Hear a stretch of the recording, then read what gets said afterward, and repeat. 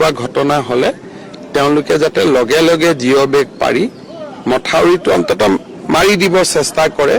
আৰু তৃতীয় ৱেভৰ পৰা যাতে আমি বাচিব পাৰো কিন্তু বানপানী হোৱাৰ পিছত গোটেই মথাউৰিটো এবাৰ চাব লাগিব কাৰণ কেতিয়াবা অকল ভাঙি যোৱা অংশত কাম কৰিলে মথাউৰিটো বাচি নাথাকে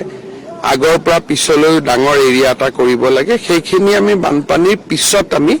সেই বিষয়ে আমি চিন্তা কৰিম স্যাৰ শিবিৰখিনিৰ কাৰণে যিখিনি বহুত লোক আছে তেওঁলোকৰ স্বাস্থ্যৰ আমি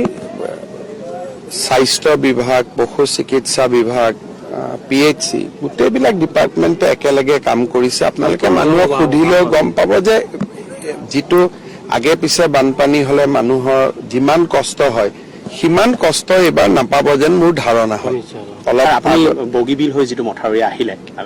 সেইটো মথাউৰি এই মথাউৰিটোৰ মাজত আমি দেখা পাইছো যে মথাউৰিটো একেবাৰে খাৰা ইয়াৰ যিটো শ্লোপিং হয় কাষলৈ যিটো মাটি যাব লাগে আপুনি দেখিব আপুনি যিটো বগীবিল হৈ যিটো আহিলে তাৰ যিটো আধুনিকতাৰে বনোৱা হৈছে সাংঘাতিক শ্লোপিং আছে বহল আছে তললে পিৰামিডৰ দৰে বনাইছে এই মথাউৰিটোত আমি যিদিনা ভাগিছে ৰাতি আহিছো একেবাৰে খাৰা এই গোটেই মথাউৰি সেই মথাউৰিটো নতুনকৈ বনোৱা মথাউৰি আৰু এতিয়াও তাত এডিবিয়ে পুঁজি দিছে নতুনকৈ বনোৱা পুৰণি মথাউৰিবিলাক পুৰণি টেকনলজিত বনোৱা হৈছে নতুন মথাউৰিবিলাক নতুন টেকনলজিত বনোৱা হৈছে এতিয়া মাজুলীত নতুনকৈ যিবিলাক মথাউৰি বনোৱা হৈছে এইটো নতুন টেকনলজিতে বনোৱা হয় প্ৰত্যেক 10-15 বছৰ মূৰে মূৰে পৰিৱৰ্তন হৈ থাকে কিন্তু সেইবুলি মাতমৰা মথাউৰিটো মানুহে ভয় খাই আছে যে ভাঙি যাব বুলি গতিকে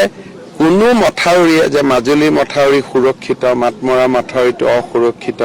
বা মাতমৰাটো অসুৰক্ষিত মাজুলীটো সুৰক্ষিত তেনেকুৱা একো কথা নাই ব্ৰহ্মপুত্ৰৰ কাষত যিকোনো মথাউৰিয়ে বিপদজনক আৰু সেইটো আমি নদী মাতৃকা দেশ হিচাপে সেইখিনি বিপদৰ মাজত সদায় আমি বাস কৰোৱেই যেনেদৰে মাটি ষ্টক কৰি ৰাখিব লাগে বা মাথাউৰিসমূহৰ ওপৰত আগতীয়াকৈ ব্যৱস্থা ৰাখিব লাগে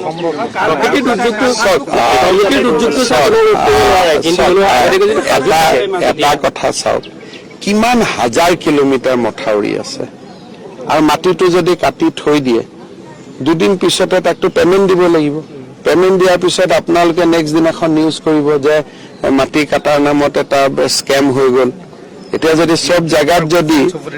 জিঅ' বেগ আমি ৰাখিব পাৰো পাৰ্কোপাইন ৰাখিব পাৰো কিন্তু যদি আমি মাটিও কাটি ৰাখি থৈ দিওঁ তাৰ পিছত মথাউৰিটো নাভাঙিল দুদিন পিছত আপোনালোকে এইটো আকৌ নিউজ কৰি দিব যে মাটি কটাৰ নামত ডাঙৰ দুৰ্নীতি এটা হৈ গ'ল বুলি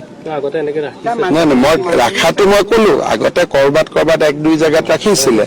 8,000 কিলোমিটাৰ যদি এনেকে মাটি কাটি ৰাখিব লাগে তেতিয়া কিমান 100 কোটি টকাৰ প্ৰয়োজনীয়তা হ'ব আৰু তাৰ পিছত কি হ'ব মথাউৰিটো নাভাঙিল মাটিখানি এনে পৰি থাকিল আপোনালোকে গৈ তাতে টিভিটো জুম কৰি নিউজ আৰম্ভ কৰি দিব গতিকে কথাটো ক'লো এইটো এটা হৈ গ'লে যদি অসমত 8,000 কিলোমিটাৰ মথাউৰিত আমি যদি এটা মাটি কাটি মাটি জমা ৰাখা এইটোতো এটা ডাঙৰ উৎসৱ হৈ যাব আৰু তাৰ পিছত সেই মথাউৰিটো নাভাঙিল কাৰণ এইবাৰো মাত্ৰ অসমত ব্ৰহ্মপুত্ৰৰ ওপৰত 3টা মথাউৰিয়ে ভাঙিছে হাতীমুৰা মাজুলী আৰু বংকোৱাল 3টা আৰু ভঙাই নাই কিন্তু ভাঙিব বুলি আশংকা কৰি ইমান মাটি লৈ যদি বহি থাকো এইটো এটা কিমান ডাঙৰ টকা পইচা উৎসৱ কৰি দিলেতো ঠিকাদাৰবিলাকে ভালেই পাব কালিৰ পৰা যদি মই এইটো কৈ দিওঁ যে এইটো কৰক বুলি হ'ব এই মুহূৰ্তত মুখ্যমন্ত্ৰীগৰাকী এই মুহূৰ্তত মাজুলীৰ জীৱনধাৰী চিগা মথাউৰি যিসকল লোক দীৰ্ঘহাৰা হৈছিলে সেই লোকসকলক এই মুহূৰ্তত লগ কৰিব